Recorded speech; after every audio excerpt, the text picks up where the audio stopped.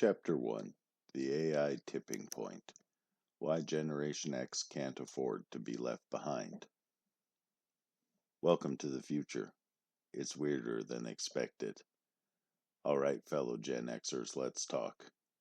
We grew up in the analog world, survived the transition to digital, and now, somehow, we're standing at the gates of an AI-driven future wondering how the hell we got here.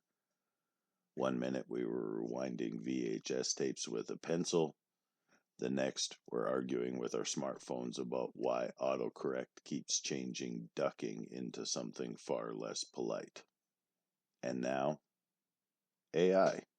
Like real AI. The kind we saw in the Terminator and war games. It's not just a sci-fi fever dream anymore. It's here. And for better or worse, it's changing everything. Before we start panicking about Skynet, let's take a step back and acknowledge one important fact. We, Gen X, are uniquely suited for this moment. We were the first to program a VCR, mostly because our parents couldn't.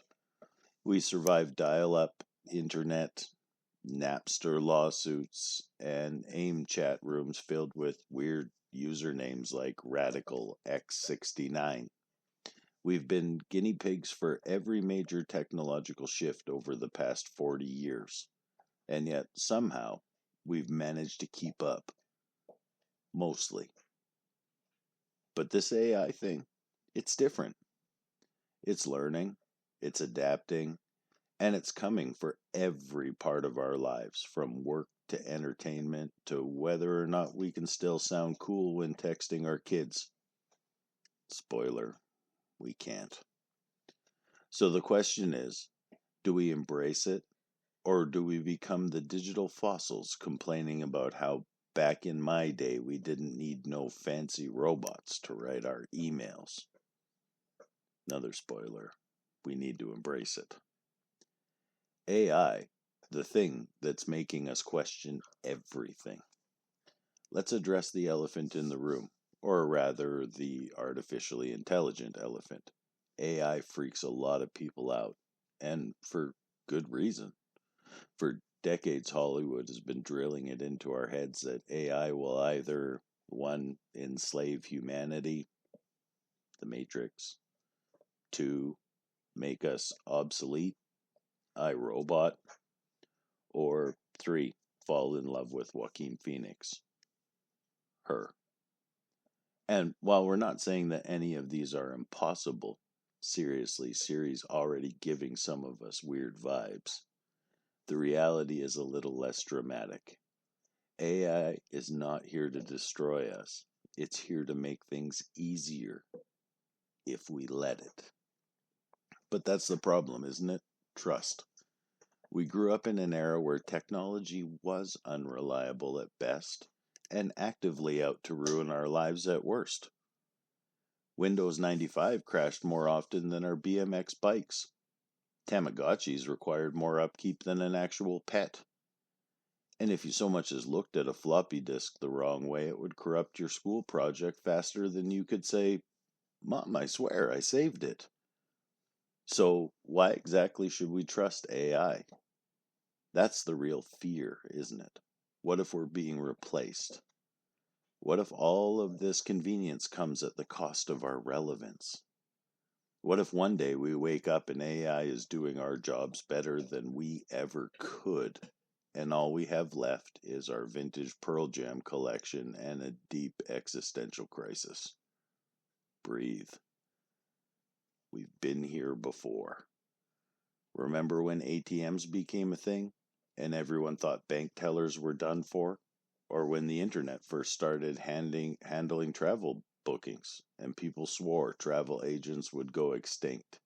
Yet, here we are, decades later, with both professions still standing, albeit a little differently.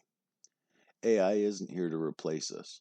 It's here to augment us, to take the annoying, time-consuming tasks off our plates so we can focus on things that actually matter, like enjoying life, pursuing passions, and explaining to our kids why the Teenage Mutant Ninja Turtles were objectively cooler in the 80s.